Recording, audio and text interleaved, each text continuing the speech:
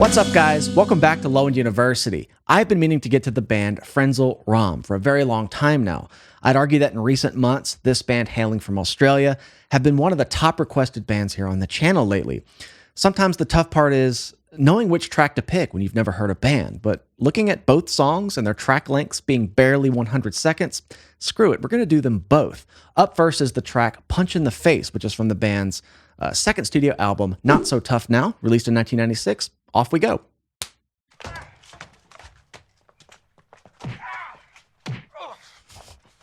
Whoa. Punch in the face. Okay, literal.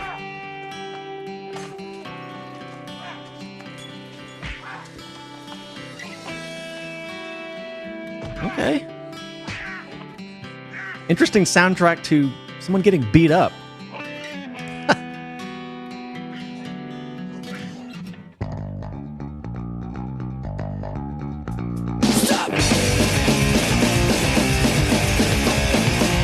Okay.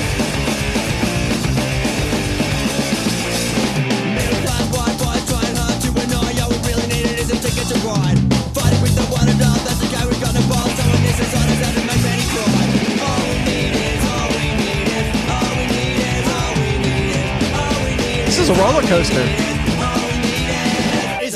Yeah, it started out, there's a guy getting beat up. We have this really pretty progression. Just cuts into something so much darker. Okay, that's quite a whirlwind in the first minute of emotions, visuals. I'm going to go back to when that bass intro kicked in. That was punchy tone. Ooh, okay. Yeah, this all threw me off for sure.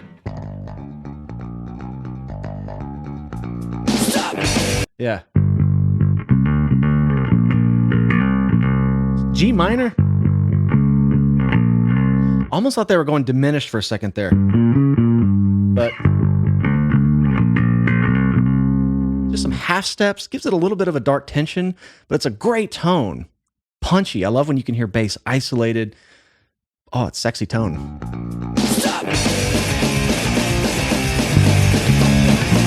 They are going diminished. Okay. They are. My ear wanted to just feel the 1, 3, 5 in G minor, but they're going up to that flat 5. Talk about tritones a lot, flat 5. So they're not playing these two notes together, but you get that same tension when you the notes are adjacent. So then adding in the minor third, so we kind of have this diminished arpeggio in G.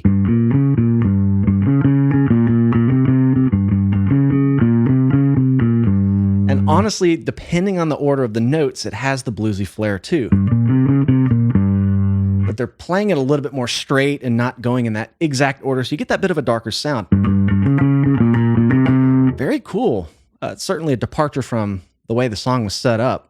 I wonder if it'll go back to that sound. And, just based on everyone's comments, I've gotten the impression this is a rough and tumble kind of band. I've read things that their songs are comical, whimsical, so a lot of interesting context clues coming into it. Let's go back to here.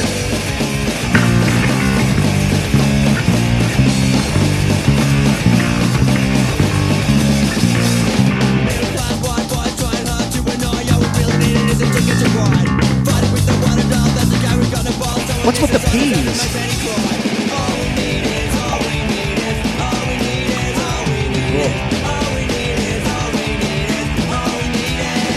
Punch in the face. All we need is a punch in the face.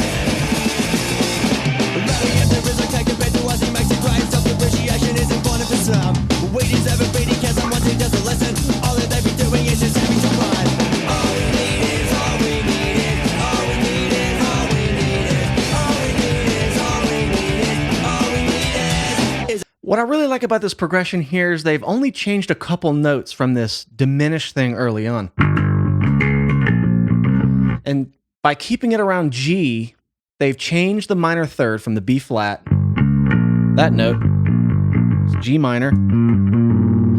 They've made the B flat now a B natural, and then they've made the C sharp now a D, and they've thrown in the E minor. So they've changed just a few notes, and it suddenly brightens up into this kind of popular progression. But it almost sounds similar to the way it's been. That's a really subtle change to just make it a little bit more accessible, not so tense. You can kind of hear the transition happen here. Yeah, that's straight up pop. Feel good poppy progression out of this diminished thing. It's kind of dark here, and it opens up.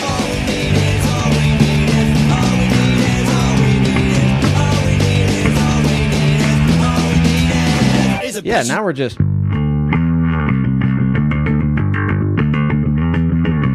They went to the B natural. So that's a really clever thing, just to still retain the original feel of how the song started, but just make it a little happier. Dig that.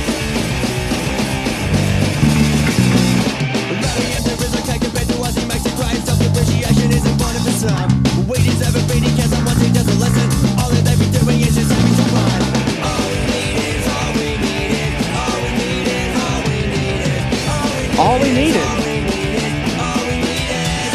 All he needed? Is it all we needed? Either way, all he needed was a punch in the face. Punch in the face. There it is.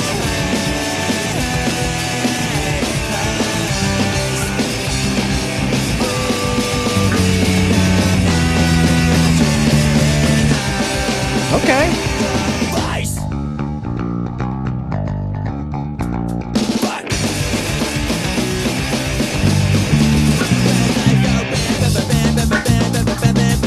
Okay, I think here it's not diminished anymore. It's just minor. Again, that would be just one note difference from the original, if I'm hearing this right.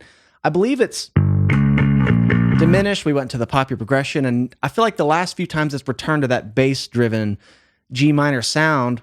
It sounds like he's playing the original 5, G, D, and B flat. So that takes away the diminished thing. Now we're just in a minor arpeggio. Versus... I don't know, it's just playing with half steps a lot here. And this little bridge section was really cool. I'm going to start there. I love the orchestration of a few different ingredients like this that are so subtly different, but they each give such different tones and feels. And all he needed was a punch in the face. They're just kind of circling that kind of in an anthem way.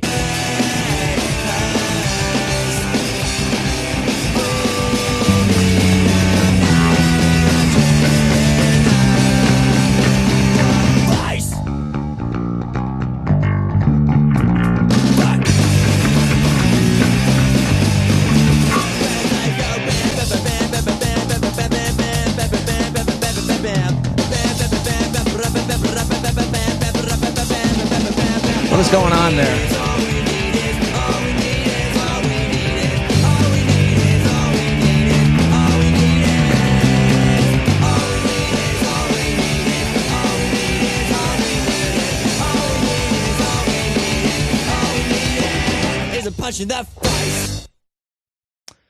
Well, there you have it. Frenzal Rhomb, Punch in the Face. It's the first song I've heard from them. Certainly has the raw punk edge, but there was, again, some really clever musical things happening there where they largely stayed around the same area tonally. I love how the bass intro kind of led the progression each time, but it's more jarring to come out of that popular progression sound and then go back to that darker minor sound. And again, I swear sometimes they would hit the B natural, then sometimes it'd go back to the B flat, but it was just almost tough to discern. It was really rapid and quick and swift. So that's a very unique arrangement, I have to say. Let's keep it going. We're on to the next song. Let me pull up my notes here, what I had for that. It's Up to You. Again, I see this requested just as often as this last track, which was pretty cool. This was from their 4th album, A Man's Not a Camel, released in 1999. Still features the same founding bassist by the name of Lex Feltham. So without further ado, let's fast forward 3 more years. Here's It's Up to You.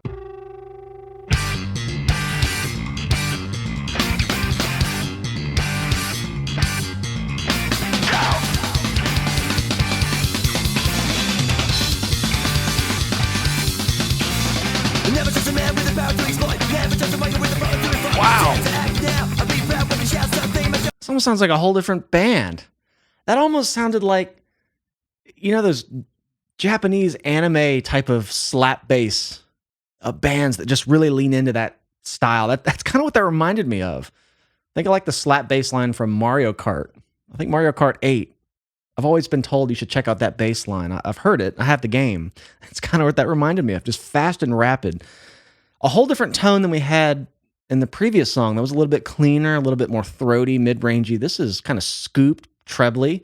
Okay, this is just 3 years down the road on 2 albums later. Let's go back and start that. Did not expect that. Yeah, bass harmonic.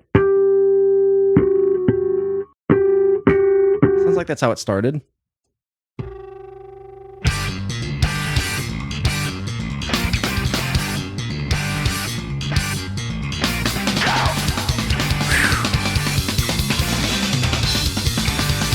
Wow, man.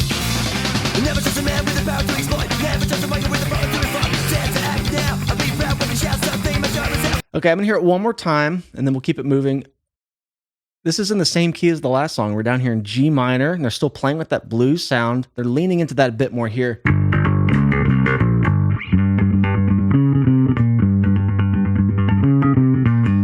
Over that slap riff, which it's honestly hard to discern the individual notes happening. Sometimes some slap tones are scooped enough to where, in a cool way, they blend together, where you're hearing more of the percussive, visceral aesthetics of the note, if you will, and less of the fundamental pitch.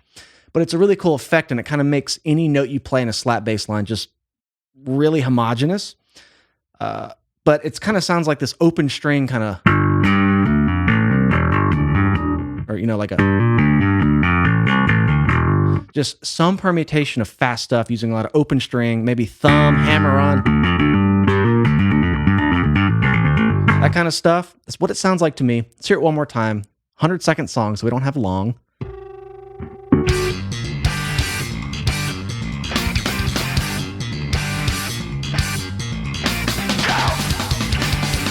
It's sick, though. Never trust a man with the power to exploit. Never trust a mic with the power to refine. Dare to act now. I'll be proud when you shout something. My job is out loud. Trying to press the triumph of making up blood. It's not as if it's fine to be cut. Don't trust the full of these rules. Best you can take to someone else. It's up the air. Fight. Won't make sure when you're on. It's up the air. Don't put the power of obvious lies. When the real power broken up. Make this guy that teaches. Breathe. Family and friends. For your own education is a means to an end. But don't believe the artificial state of the state. Little chromatic thing. You think so bad, but it's never too late. Fuck the universe, fuck the vampires. Doesn't matter in the works. It's up the air. Fight. Don't make sure when you're right. It's up the Whoa. air. It's up the air. It's up the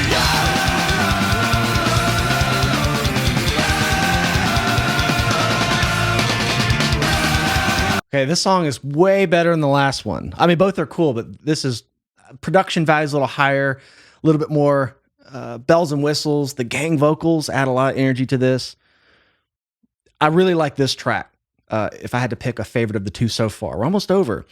A lot of twists and turns. This is almost like progressive thrash in a way. Just one riff doesn't last too long before there's one of many transitions happening. They're going out of key a bit.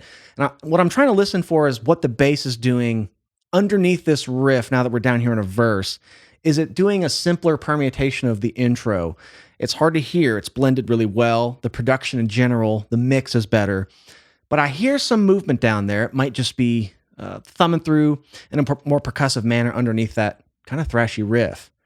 I'm going to go back to about here. Go into this next section.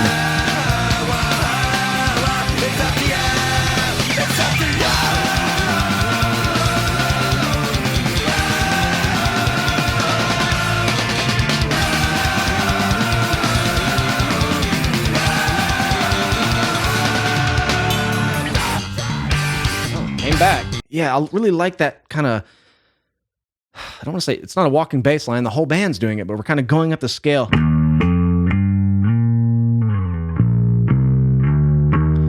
Go back and play along with that because I just really like the progression, that there's constant ascending of the chords in quarter note fashion.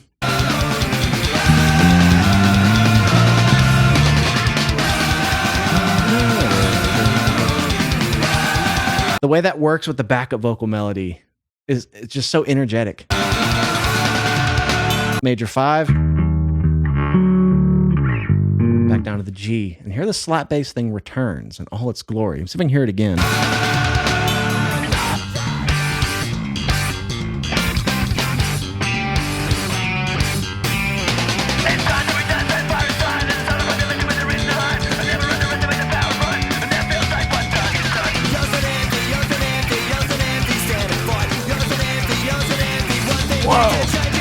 One more time before it ends.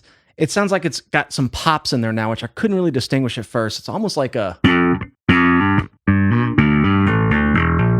going to actually look this one up and see if I can find it, because it's a really cool phrasing, and I actually like how the hits are landing rhythmically around it. So, you know, it's like, did the band start with the bass riff, or did that syncopated kind of progression start and the bass riff was written after it? So sometimes parts like this, the way they work together always really fascinates me. Which one came first? Which one is feeding off of which one? Or the guitar notes landing on some of the bass notes, or vice versa. So I really like compositions like that, when they're kind of independent of the bass line, but the bass is the main feature. One more time, I'll write it out. This one's really dope.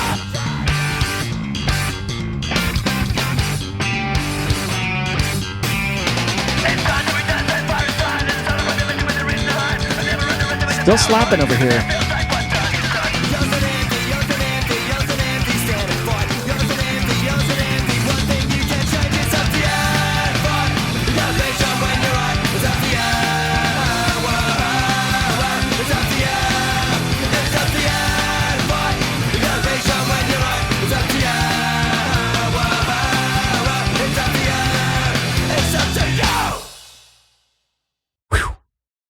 What a cool introduction into a new band. You know, should I do this 2-song thing first? Because I feel like those 2 songs were so different. And a big part of returning to a band for me is just, I want to hear something really different the second time, kind of get the spectrum of what a band sounds like. But we just did that here in one video. It really didn't sound like the same band. I could tell the vocals were similar, but the first song was very stripped down. This one had a lot of elements I liked a lot more. You know, the whole song being driven by this crazy slap bass motif. I'm just shocked at how different the bass tones and the approach was for both songs. So thanks to all of you who've requested either of these songs. I see them pretty much neck and neck all the time. They sound like a crazy band. I'm sure they have a crazy live show if it's anything like that music video. But I've now heard Frenzal Rhomb, and I appreciate your patience if you've requested them. If you'd like to support the channel further, please come find us over on Patreon. I do full album breakdowns there, reactions. We've done lots of episodes so far for a lot of punk albums. And if you enjoyed this video, please make sure you're subscribed. I love you all, and we'll see you in the next one.